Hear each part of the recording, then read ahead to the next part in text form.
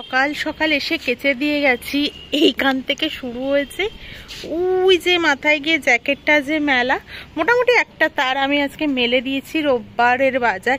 আর যে তারে বাকি তারগুলোতে মেলা দেখছো, ওই তারগুলোতে কিন্তু সবই শুকনো জামা কাপড় আছে।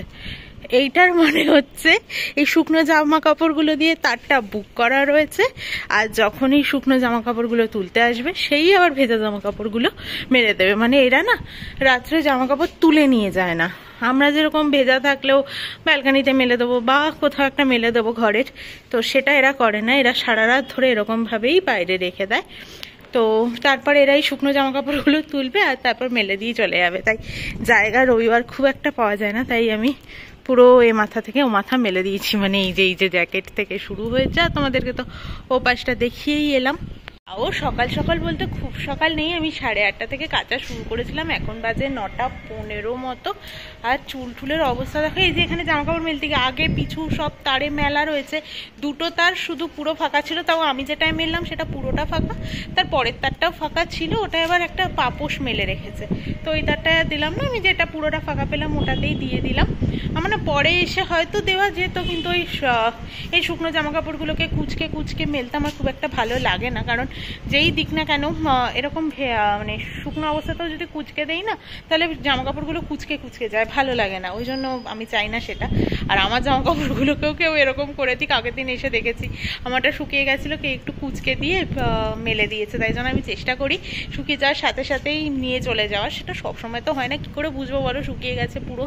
তো কখনো গলা ভেজা থাকে, কোমর ভেজা থাকে, এরকম। যাই হোক, good morning, welcome back to our channel. আশা করি তোমরা প্রত্যেকে ভালো আছো, আমরাও ঠিক আছি। রোজ ঝলমলে একটা দিন শুরু হলো আজকে। আর আমার দিনটা তো কিভাবে শুরু হলো সেটা তোমরা দেখতেই পেলে।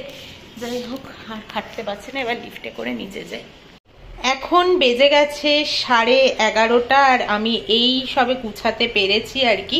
পেঁয়াজ কলি আলু ভাজা হবে, তার জন্য এই যে কাঁচা লঙ্কা ফঙ্কা দিয়ে হবে আর কি। তাই জন্য সবটাই ভাজবো। এগুলোকে কাটলাম। পেঁয়াজ কলি কাটতে খুব টাইম লাগে, আমি তো চোখ দিয়ে জল বেরিয়ে যাচ্ছিল পুরো। আর বাদ বাকি পেঁয়াজ কলি যেটুকু আছে ওটাকেও কেটে আমি রেখে দিচ্ছি ফ্রিজে আর কি।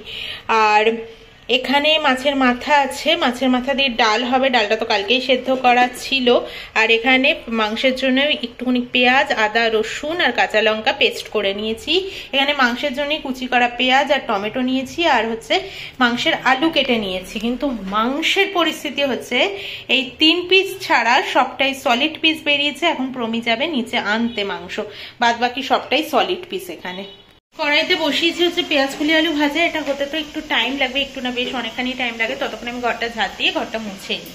এখানে ঢাকা চাপা দিয়ে চিকেন আর আলুটাকে কষানো চলছে মশলাপাতি দিয়ে। তো এটা তো হচ্ছে। আর এখানে আমার ডাল আর পেঁয়াজ কলি আলু ভাজা তো হয়ে গেছে। ডালে তো শুকনো লঙ্কা, তেজপাতা, মানে যা যা ফোড়ন দিয়ে, আদা বাটা এসব তো দিয়েইছি। তো শুকনো লঙ্কা দিতে গিয়ে আমার একটু হাসিই পাচ্ছিল। তার কারণটা হচ্ছে সকালবেলায় আমার পিসির মেয়েকে ফোন করেছিলাম, তখন ও বলছে কিনা যে ওদের তখন অলরেডি আমার ব্লগ দেখা হয়ে গেছে কালকেরটা।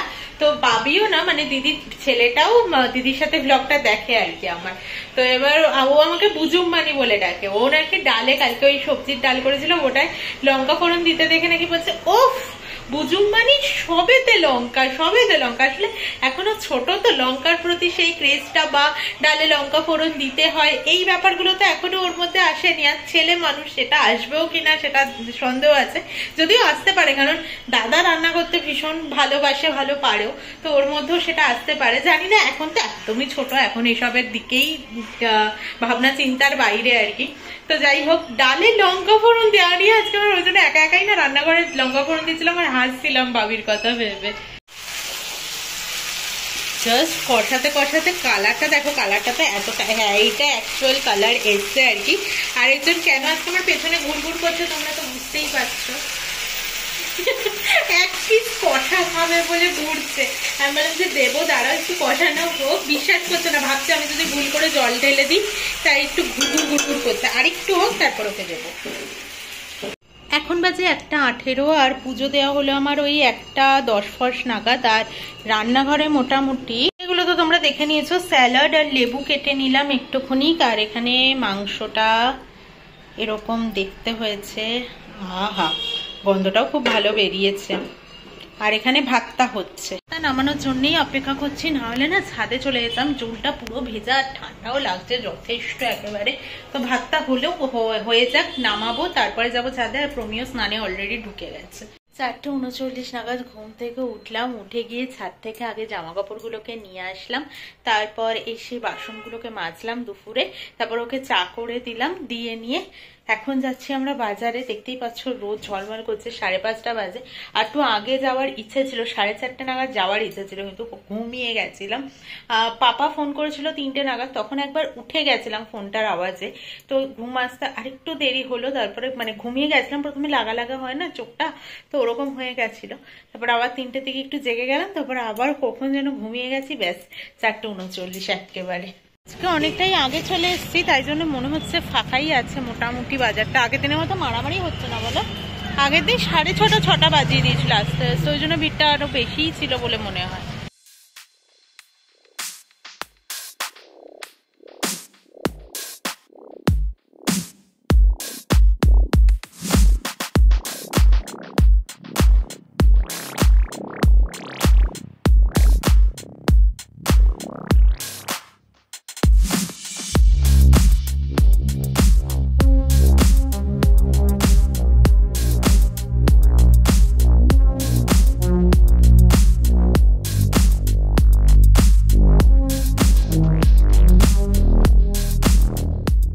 বাজারের কিছু কিছু ক্লিপ দেখতে পেলে, ভিডিও ক্লিপ, ওখানে না কি হয়েছে, কমলা লেবু কিনতে গেছিলাম, ওই ভাইটা হঠাৎই ও ভিডিও করছিল, ঠিক আছে, হঠাৎই ভয় পেয়ে গিয়ে বলছে কেন ভিডিও করছো, কেন ভিডিও করছো, যদি ওর মাল পচা হয়, এরকম একটা ব্যাপার স্যাপার, ঠিক আছে।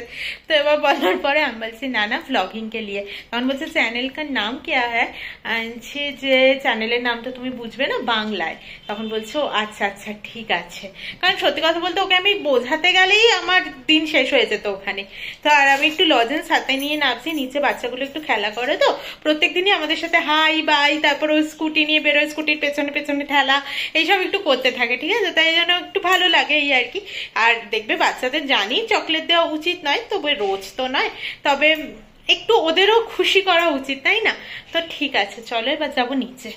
ডিনার কমপ্লিট হয়ে গেছে আমাদের, কারণ ওই ফ্ল্যাট থেকে এসেছিলাম তোমার 9টা নাগাদ, এইরকম এলাম, এসে ভাত বসিয়ে দিয়েছিলাম। ভাত আর মাংসের ঝোলই হবে বলেইছিলাম ডিনারে, তো সেটাই হলো। আমি আর একটু পরে খাওয়ার ইচ্ছে ছিল, প্রবীণ বললো না কালকে তো আবার অফিস শুরু হচ্ছে, তো চলো খেয়ে নি। কারণ কি বলতো ফিশালদার বাড়িতে গিয়ে তো একটা কি একটা প্রমে, ওটার নাম কি বললো জানো, পরাঠা রোল খাওয়ানো খেয়েছিলাম। আর আমি আরেকটা খেয়েছিলাম, চা খাই না বলে বিশালদা দিল ফ্রুট আইসক্রিম। আমার না ব্যাপারটা ভীষণ ভালো লাগলো, ফ্রুট আইসক্রিমটা তো একদমই নতুন খেলাম, তো ভীষণ ভালো লেগেছে। বিশালদা জিজ্ঞেস করছিল কেমন খেলি, আমি হ্যাঁ ভালো খেলাম।